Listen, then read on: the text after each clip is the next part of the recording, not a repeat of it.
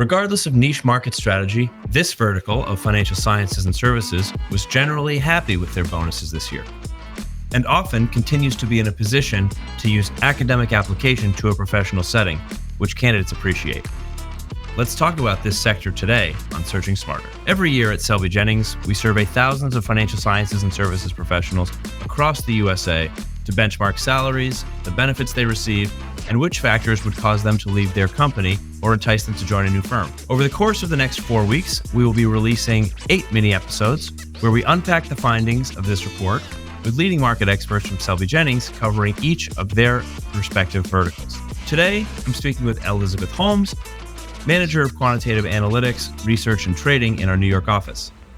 If you're interested in reading the full report, it is linked in the show notes of this episode and available at selbyjennings.com. Hey, Ellie. Thanks for being here.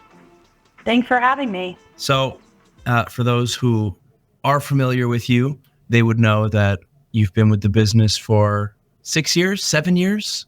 Yep, just about 6. Just about 6 years, and run our quants business here, or at least one of the more senior members of the team.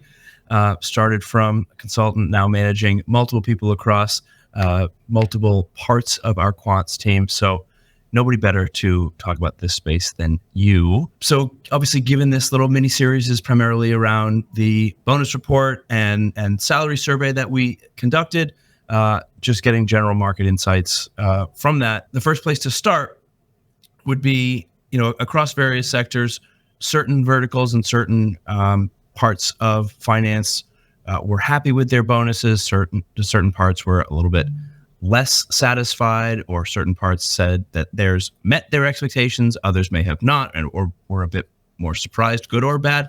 Where do quants fall in that spectrum? Yeah, absolutely. I would say that the sentiment in the market reflecting on 2024 and bonus season was generally very positive. And bonuses holistically were up, would say, across Wall Street, most of our clients. Most notably, I would say equities had a really strong performance last year, and the multi-managers that we worked with did quite well. And as well as the investment banks, they came back, mid-2024. However, I think many people specifically that work at the sell side or investment banks felt that, even those marginal improvements on bonuses for 2024 didn't necessarily count for make up the lack of the bonuses that they've received over the last few years. So certainly the sentiment was positive, generally speaking. Great. So just kind of running with that, and maybe more specifically, that last point you made, it might not have made up for the last couple of years. Do you think the positivity leads to people wanting to stay and seeing kind of optimism in the seats that they're in now?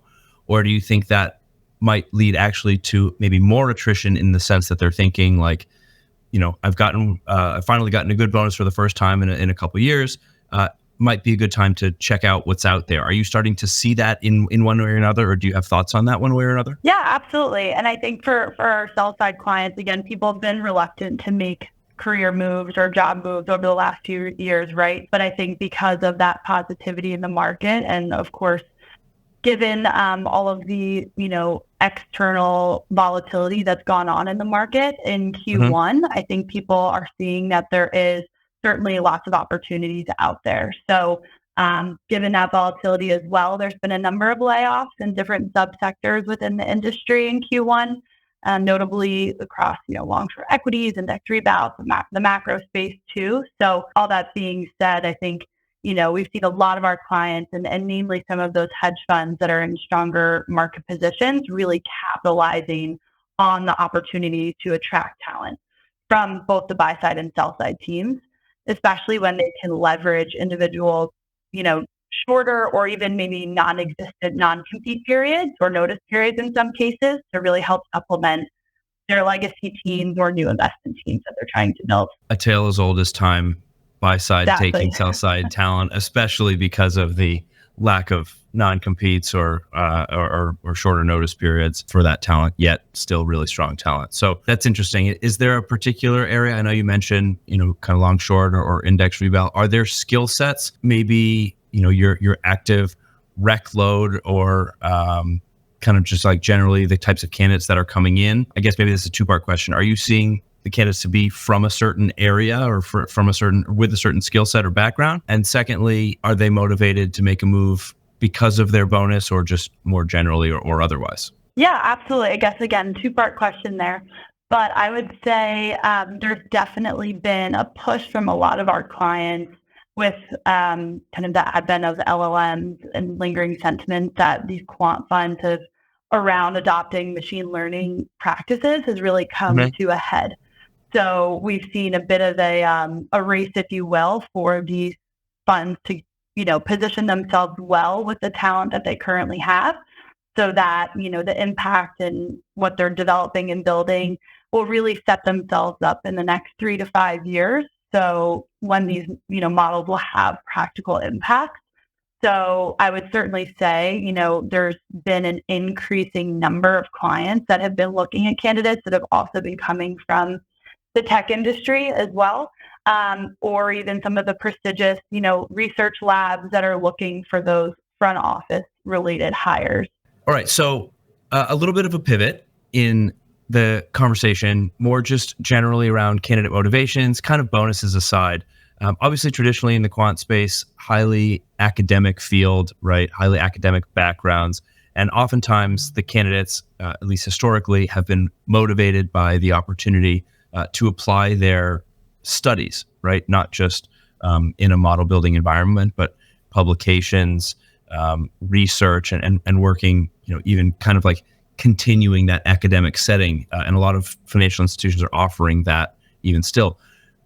Say more about that. Would you say that that's still the case? Are candidates still motivated by the academic opportunities and kind of trying to apply that to their day to day? Yes, absolutely. I think that's certainly a motivating factor for a lot of the candidates that we work with, on a daily basis. I would say, one of, I guess, the challenges that comes along with that piece is it's often difficult for people to navigate joining a quantitative finance firm or hedge fund, because it's going to be very unlike a big, national lab or a larger tech firm where they're encouraged to perhaps publish some of their research publicly, right? So I think where they find difficulty is understanding and have to become really comfortable with the fact that their work is, proprietary, and that's an adjustment for some. However, our clients are always looking for and really motivated to find these individuals and those that are excited by bringing new research and new ideas to the table. So I would say that there's obviously a massive talent pool for those that are just fresh out of completing their PhD or, completing their postdocs or what have you. However, I do want to caveat, it shouldn't, discourage anyone with a bachelor's or master's degree. But I think, those clients also just really like to see those candidates possess examples of other, applied quant finance experience, perhaps through internships or GitHubs, or really any work that just points to that practical and applied knowledge and experience. That's a really interesting point, and to tie it into something that you had said earlier, kind of around the advent of AI and everything being LLM based, right? There's so much to be applied there through an academic lens, and even so many companies, especially the big banks, are offering incubation labs and kind of research centers within the bank, just making the financial operation academic based. So exactly, seems like that's still at the forefront of the interest and skill level for quants, which is nice to see. So cool. And what about, obviously, just like another hot button topic, return to office or flexible working? Generally, where does the quant skill set fall into that? Are they all 5 days in? Are they all expecting, as candidates, are they all expecting to be 5 days in? I believe, according to our report, it seemed that there might be more flexibility for quant candidates. So again, would you say that your perspective aligns with our report, or you're seeing something a little bit different? Yes, I would say it definitely aligns with the report quite well. But I think certain, industries or employers might have different views. So, of course, most of the major investment banks, like we've all seen in the news, have mandated, return to office 5 days a week. However, most of the hedge funds that we see are actually a bit more hybrid in nature. So, in a quant research, or researcher seat or a strategist seat, depending on kind of that PM's or team specific mandates. That is pretty much up to their discretion, and it is fairly flexible. But I would say the most flexibility that we do see is really with the prop trading firms over hedge funds. Interesting. Okay, got it. So I guess then just to close it out, I think to summarize, it seems like for the most part, quants candidates seem to be pretty happy with their bonuses, happy with the opportunity to continue to apply their studies and work in a academic and just academic based quant finance and research roles. Anything to add to that? And secondly, through the lens of the hiring manager, right? Sure. We've talked about the candidate side a lot. Is there anything, I guess, for those in positions of hiring, maybe to be aware of based on the conversation that we've had today? Absolutely. Yeah. And I would say, we're really excited. I think the outlook for the remainder of this year is, pretty much all hands on deck. We don't anticipate much of a dip in demand for this talent, even as we approach, the slower or summer months when hiring typically does tend to stall a little bit. But, I would say that we've seen, the clients that we are working with, about 90 or 95% even, really have not changed or deviated at all in their hiring plans, even after the events of last week. So I think it's imperative, if you're on the candidate side and you're looking to explore the job market, is certainly to try and take advantage of this volatile time as much as possible and put yourself out there. And I think, on the hiring side or on the flip side of things, I think it's imperative as a client to realize that, as quickly as things could go south, things will go north, and being understaffed, to take advantage of those opportunities could prove really, really challenging and very difficult. So again, I think that just speaks to the broader sentiment that we've had from clients, that the outlook and remainder of the year is, again, all hands on deck, and that hiring is still at the forefront of everyone's plan. Great. I mean, obvious. It sounds obvious coming from us as the agency, but yep.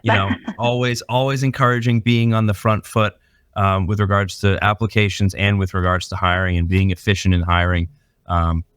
Again, sounds contrived, Absolutely. but it's true. Thanks for sharing your insights. As I said, no one better to talk about what's going on in the world of quants, especially here at Selby Jennings.